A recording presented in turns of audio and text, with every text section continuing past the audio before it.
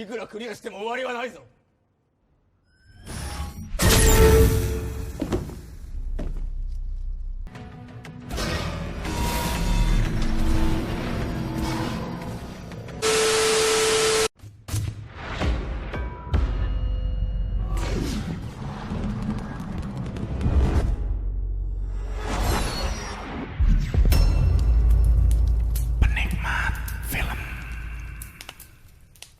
Yuhu, hello everybody. Oke, sebelum memulai episode 2, alangkah baiknya saya merecap sedikit episode sebelumnya. Diketahui bahwa Arisu dan kawan-kawan berhasil menyelesaikan game tersebut dan akhirnya mendapatkan visa untuk 3 hari. Namun sayang, kaki Chota tersambar api yang seketika melumpuhkan kakinya.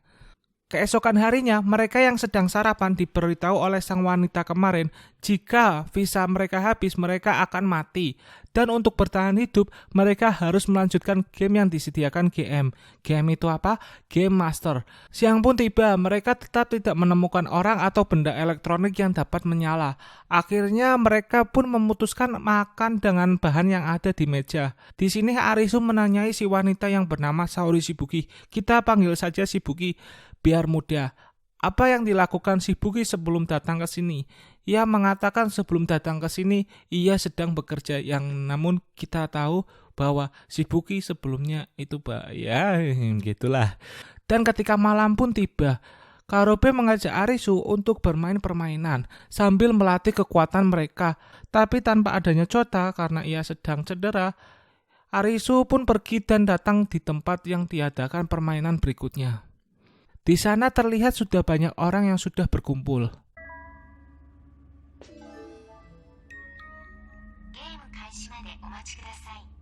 これって何なんですか？俺よくわかんないままここに着いちゃって。 Lalu layar mereka menyala menunjukkan bahwa permainan yang akan mereka hadapi adalah kejar-kejaran.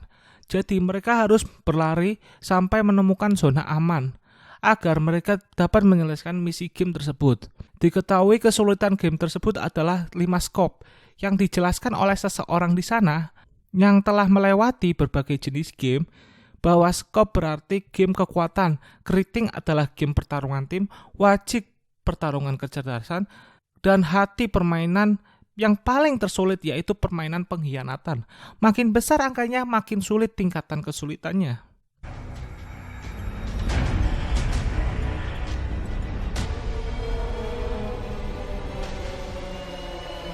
Game pun akhirnya dimulai. Di saat Karobe sedang mencari ruangan, ia menemukan satu mayat.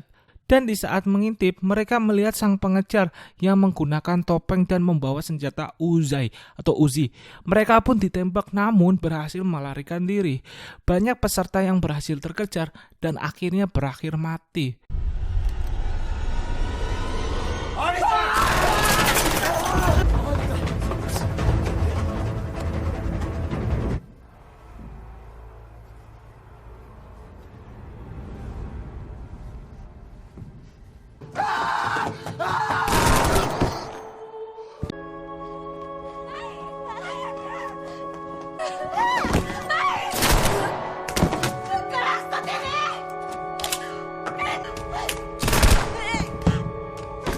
Arisu pun mendapatkan ide berteriak kepada peserta lainnya untuk saling bertukar informasi keberadaan si pengejar. Dan direspon oleh pacar saya yaitu Taotsuchiya, atau di sini memainkan perannya sebagai Usagi.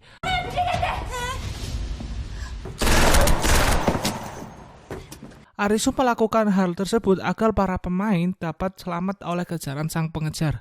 Ketika mereka sedang menuruni tangga, mereka berpapasan oleh peserta yang lumayan kuat.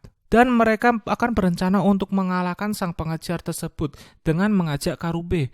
Sementara Arisu disuruh mencari pintu zona aman. Setelah itu, mereka saling menyetujui dan berpencar.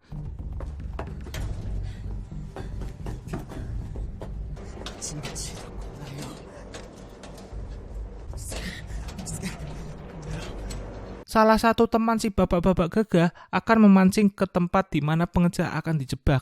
Dan yang satunya lagi, ketika ia sesampai di sana, ia memanggil nama orang kuat tersebut agar dapat menyerang dari belakang. Naas nasibnya, ia dibiarkan ditembak dan mati.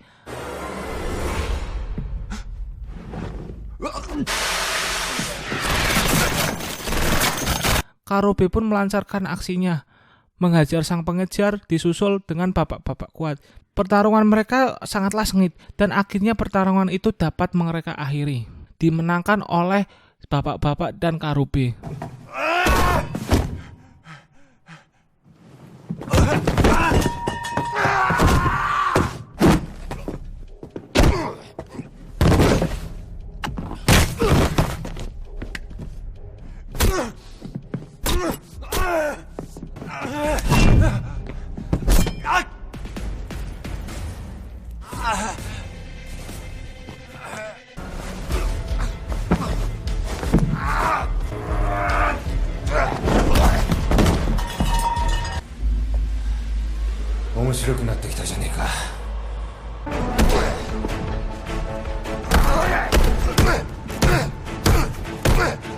Tak lama setelahnya, Arisu menemukan pintu zona aman beserta seseorang pria yang berambut putih yang bernama Cheshire.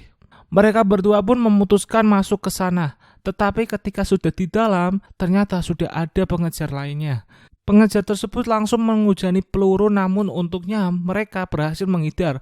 Arisu yang masuk ke dalam pintu sedangkan Cheshire keluar. Di dalam ruangan tersebut terdapat 2 tombol untuk mengakhiri game dengan menekan secara bersamaan.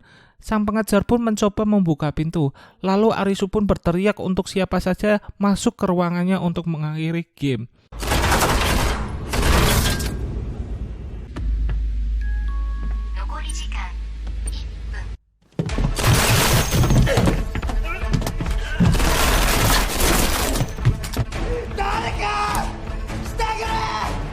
Usagi yang mendengar hal tersebut segera menuju ke sana dan langsung menolong Arisu.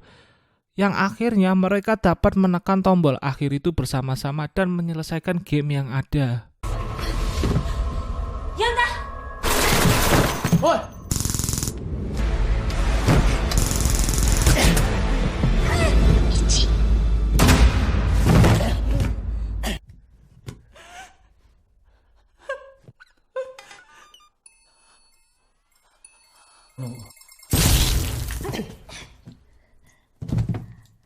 Sedangkan di sisi lain, Karube menggeledah teman sang bapak-bapak tadi. Dan ia mendapatkan walkie-talkie yang ada suara di seberang sana, menyebutkan bahwa untuk segera kembali ke pantai. Karube yang mendengarnya pun bingung dan sebenarnya ada apa yang terjadi.